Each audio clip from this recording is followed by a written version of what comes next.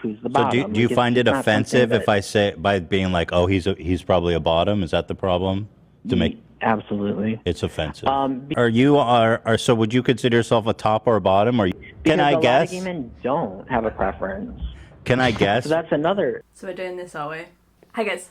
So, I really don't want to do too much content on YouTubers, but sometimes, obviously, people just need to highlight some hypocrisy or some really fucking bad content and decisions. Unfortunately, today's one of those days, and I'm speaking again about H3. If you guys didn't see, they did a podcast, James Charles Wears Diapers and the Lambert Family. I'm not going to talk about the Lambert family. I think abortion's one of those like really difficult topics.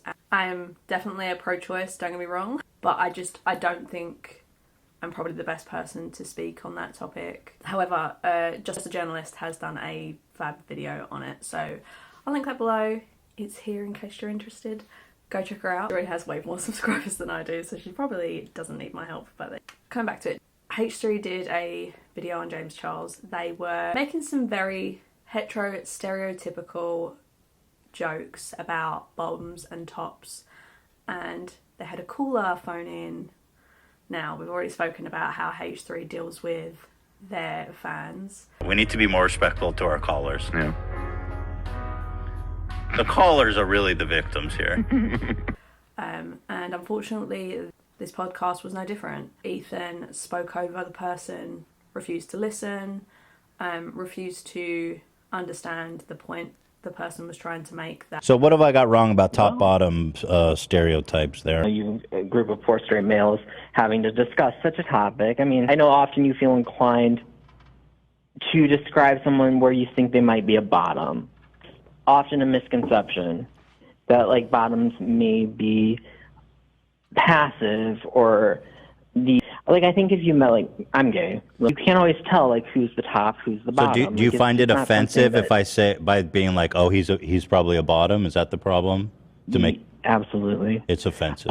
Because I think the ascription of like throwing out that someone is just a bottom, like because it just ascribing certain roles to people. Let me ask you this, Matt: is it possible? So would you consider yourself a top or a bottom, or you don't do that the labels? I knew you were going to ask me that. I knew you were going to go there, and I mean this with all peace and love and with respect, Ethan. It's none of your business. Oh, sure. I mean, you can. That's a totally valid response. You don't have to answer the question because from there. But you have a preference, one way or the other. Yeah, but that's another dangerous assumption too. Can I guess? A lot of gay men don't have a preference. Can I guess? So that's another dangerous stereotype. What's that? Can I guess what is your preference? You can. Will you tell me if it's right? If I guess right? No. Well, but either way, you would. How about this? How about this? How about this one? You do a good job. You try to learn from this and do better. And then in 5-6 months, when you've shown some growth, then I'll tell you. I'll know which one you prefer. But as long as you understand where I'm coming from on this. To be honest, I don't really. Assuming someone's sexual preference in the bedroom is a very derogatory thing to do. But it is. Assuming who's on top and who's on bottom. You're saying a power bottom could be on top. That seems more like you're making an assumption about the dynamic based off of the the position. Yeah. Okay. Yeah, which if you're on the bottom, really it doesn't know. mean you're like a beta. You could be alpha and also still be on the bottom.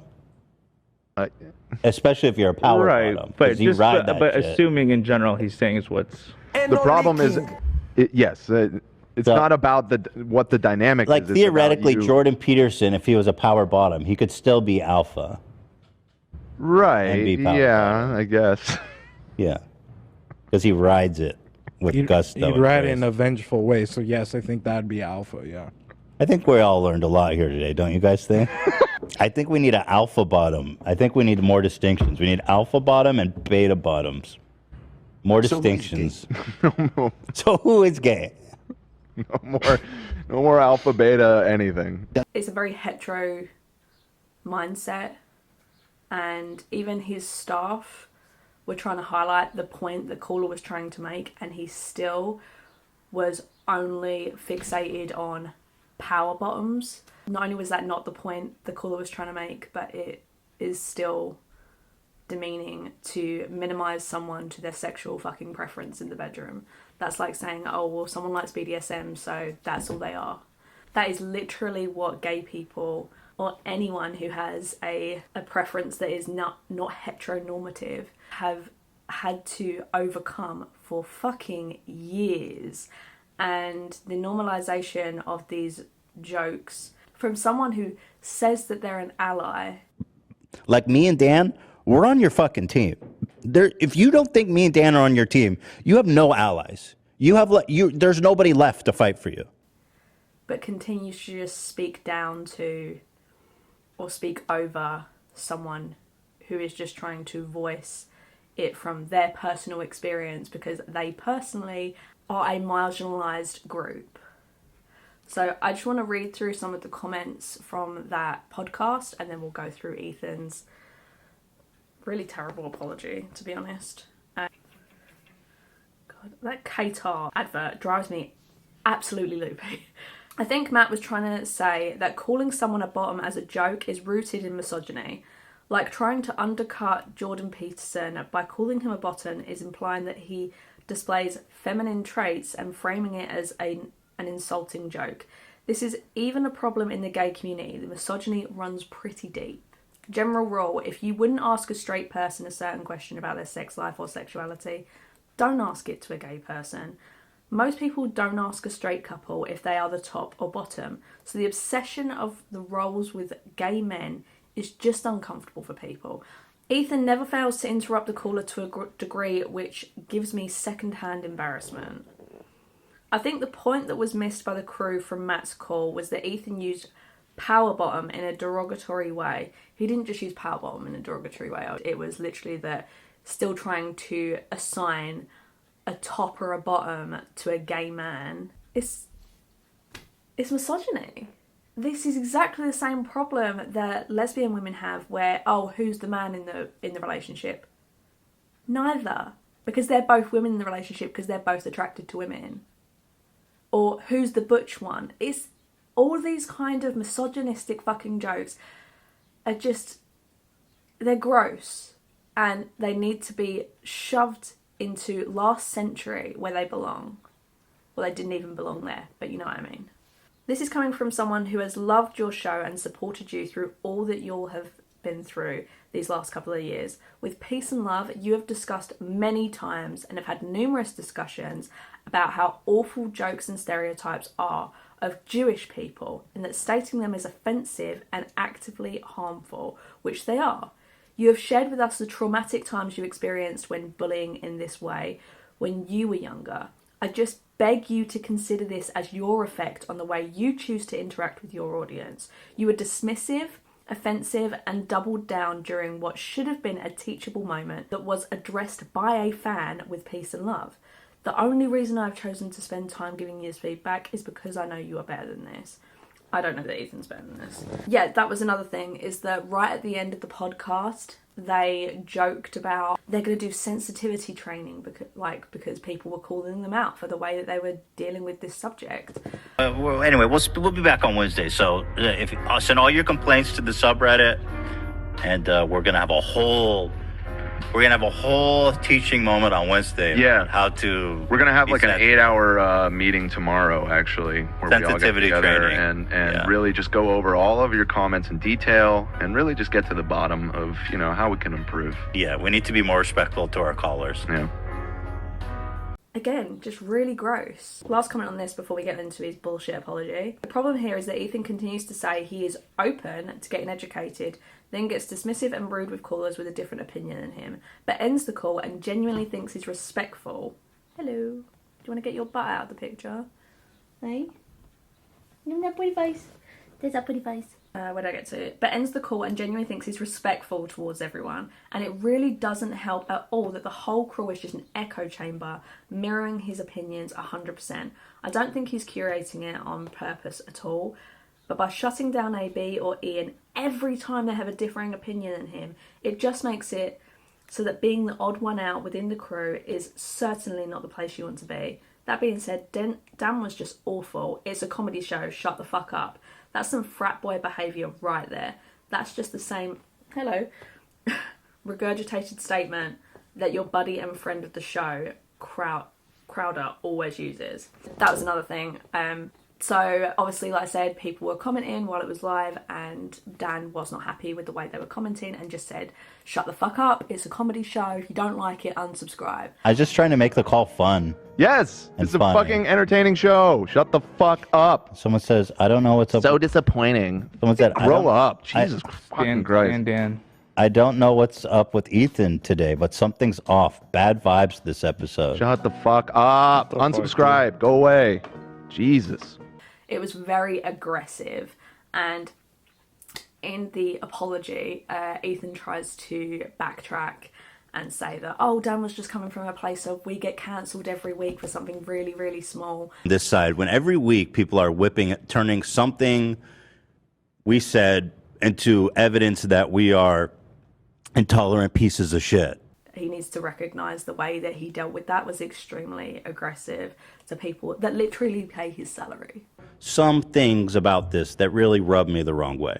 Let's start off, first of all, with what Dan said. Dan told everyone to fuck off and unsubscribe.